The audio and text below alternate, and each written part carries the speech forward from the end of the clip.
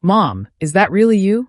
The message read, sent from a TikTok account belonging to a 16-year-old girl I'd last seen when she was 8 years old, sobbing as court officers physically removed her from my arms. Dad told me you died. He showed me your death certificate. We had a funeral. I stared at my phone screen in my tiny apartment, hands trembling so violently I could barely hold the device. Reading these words from the daughter I'd spent 8 years searching for, fighting for, mourning while she was alive and mourning me. What my ex-husband Marcus had done wasn't just a lie. It was a criminal conspiracy to erase me from existence, to collect government benefits in my name, and to psychologically torture the child we'd created together. I wasn't dead. I'd never been dead. But according to the legal system, I might as well have been. The nightmare had started when Lily was 7 years old. Marcus and I had divorced after I discovered he'd been having an affair, one of many, as it turned out. The proceedings were bitter, filled with accusations and counter-accusations. He had money and connections. I had a part-time job and a determination to protect my daughter. The custody evaluation should have favored me. I was the primary caregiver, the one who'd taken Lily to every doctor's appointment, every school event, every playdate. Marcus had been absent for most of her early childhood, more interested in his career and his mistresses than in parenting. But Marcus had something I didn't, a willingness to lie under oath. He accused me of drug abuse, mental instability, endangering our child. He produced witnesses, friends of his who testified to things that never happened. He hired a private investigator who followed me for months, building a file of innocent activities twisted into sinister narratives. The judge awarded him full custody with supervised visitation for me. It was devastating, but I thought I could fight back. I thought the truth would eventually come out. Then, 6 months into the supervised visitation arrangement, Marcus disappeared with Lily. One day they were at his house in Ohio. The next they were gone. No forwarding address. No contact information. No trace. I filed police reports. I hired investigators. I petitioned the court. But without knowing where they'd gone, there was little anyone could do. The custody order gave me visitation rights, but you can't exercise rights against someone who's vanished. For 8 years, I searched. I spent every penny I had on private investigators, legal fees, and internet searches. I checked every database I could access, every social media platform, every public record system. Nothing. It was like Marcus and Lily had been erased from existence. What I didn't know, what I couldn't have known, was that Marcus hadn't just disappeared. He'd declared me dead. Using forged documents, he'd obtained a death certificate in my name. He'd created a fake obituary, staged a memorial service, and told Lily that I'd died from an overdose. The drug problem he'd fabricated during the custody battle made conveniently, tragically fatal. He'd collected Social Security survivor benefits in Lily's name for 8 years. And he'd convinced my daughter that her mother was buried in a cemetery she'd never been able to visit because it would be too painful. When Lily's message arrived, I was 43 years old and living in a small apartment in Portland, Oregon. I'd rebuilt my life as best I could. New job, new city, new identity in many ways. But I'd never stopped looking. I'd posted videos on TikTok documenting my search, updates on my case, appeals for information, moments of raw grief that I shared with strangers because I had no one else. Those videos had accumulated a small following. People who believed me. People who wanted to help. One of those people, it turned out, was my daughter. I found your account by accident, Lily's next message explained. The algorithm showed me one of your videos. You were talking about searching for a daughter named Lily. You showed a picture. It was me. The same picture Dad has in a frame, except in yours I'm smiling with you. In his, you're cut out. I called my lawyer immediately. Not because I wanted to wait before responding to Lily. Every cell in my body screamed to video chat with her right that second, to see her face, to tell her I loved her. But I'd spent 8 years fighting a system that had failed me. I knew that whatever came next needed to be handled carefully. Marcus had resources. Marcus had lawyers. Marcus had spent 8 years building a lie that he'd defend at any cost. I needed to be smarter this time. The reunion happened 3 weeks later. My attorney had coordinated with law enforcement in the state where Marcus was living, Tennessee, as we'd discovered. The fake death certificate, the benefit fraud, the custodial interference. These weren't just family law matters. They were federal crimes. The FBI had opened an investigation. Local prosecutors had issued warrants. And in the middle of it all, I flew to Nashville to see my daughter for the first time in 8 years. I didn't know what to expect. Lily was 16 now, almost an adult.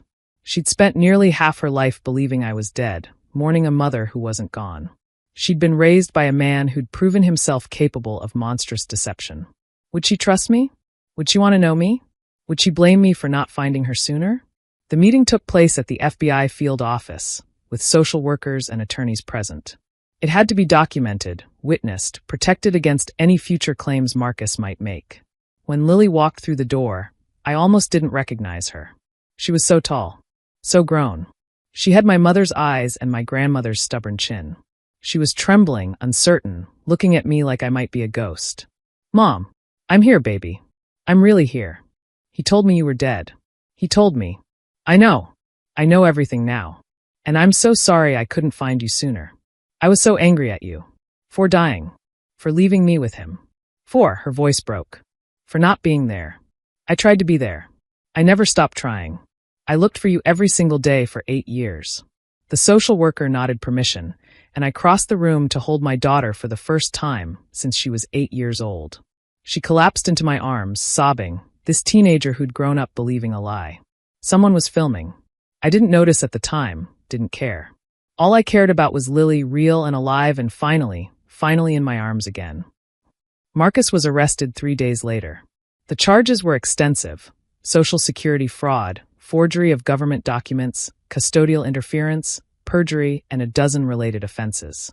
He'd collected over $140,000 in survivor benefits using a fraudulent death certificate. He'd crossed state lines to evade custody orders. He'd systematically lied to courts, government agencies, and his own daughter. The arrest was captured on a neighbor's doorbell camera. Somehow, that footage made its way to social media. Within 48 hours, both videos, my reunion with Lily and Marcus's arrest, had gone viral. The reunion video reached 14 million views in a week. News outlets picked up the story. Podcasters analyzed every detail. Strangers who'd followed my TikTok journey celebrated the resolution. The arrest video got even more attention. Watching Marcus in handcuffs, hearing his protests that it was all a misunderstanding, seeing him treated like the criminal he was, something in me finally released. For 8 years, I'd felt powerless. The system had failed me. The law had been used against me. My own daughter had been taught to mourn me. Now, finally, there was justice. The trial took 6 months. Marcus's defense strategy was predictable. I was the unstable one. I'd abandoned the family. The death certificate had been an honest mistake somehow. His lawyers tried to paint the situation as a misunderstanding, a father protecting his daughter from a dangerous mother. None of it worked. The evidence was overwhelming. The forged documents, the Social Security fraud, the testimony from Lily herself, who'd kept journals, who'd questioned inconsistencies in her father's story for years, who'd been systematically gaslit but never completely believed the lies. "He told me Mom died of an overdose," Lily testified. "But he could never tell me where she was buried. He said the cemetery was too far. He said visiting would be too painful. He had an answer for everything, but the answers never quite made sense." "When did you start to doubt?" "When I was 13. I found old photos he'd hidden. Photos of me with Mom where she was smiling, where she looked healthy. She didn't look like someone who was about to die of drug addiction. She looked like someone who loved me." "What did you do with those doubts?" "I kept them to myself. Dad got angry when I asked questions. He'd tell me I was being morbid, that I needed to let Mom go, that dwelling on her death was unhealthy." She paused. "Then I found the TikTok videos. And everything I doubted suddenly had an answer." Marcus was convicted on all counts. The sentence, 15 years in federal prison, plus restitution of all the benefits he'd stolen, plus complete termination of any parental rights. He'd claimed I was dead for 8 years. Now, legally, he was dead to Lily. Justice, however imperfect, had finally arrived. Lily moved in with me in Portland. It wasn't easy. 8 years of separation, 8 years of lies. Those don't disappear overnight. She had trauma to process, trust to rebuild, an entire childhood to grieve. We went to therapy separately and together. We learned how to be mother and daughter again, awkwardly at first, then with growing comfort. "I was so angry at you," Lily told me once, about a year after we'd reunited. "Not for dying, I know that wasn't real. But for not finding me sooner. For not rescuing me. I understand. But then I started reading about what you went through. The court battles. The investigations. The years of searching. You never stopped. Never. Dad told me you abandoned us. That you chose drugs over me. That you didn't love me enough to stay. She looked at me with those familiar eyes, my mother's eyes filled with tears. He lied about everything. Everything. He did. How do I trust anyone after this? How do I know what's real? You start small. You pay attention to actions, not just words. And you remember that what your father did says everything about him and nothing about you. The TikTok community that had followed my search became invested in our recovery. They sent messages of support, gifts for Lily, resources for families dealing with parental alienation and abduction. Some of them had their own stories. Parents who'd lost children to similar lies, children who'd discovered truths about their families later in life. We became part of a community I'd never expected. Lily started her own account, sharing her perspective. The journey from believing her mother was dead to discovering the truth. Her videos resonated with other children of parental abduction, other survivors of family gaslighting. I believed my dad for 8 years, she said in one of her most watched videos. Not because I was stupid, but because I was a kid and I trusted him. That's what parents are supposed to be, trustworthy. When they break that trust, they break something fundamental in their children. But it can be repaired, she continued. It takes time. It takes help. It takes a lot of crying and therapy and hard conversations.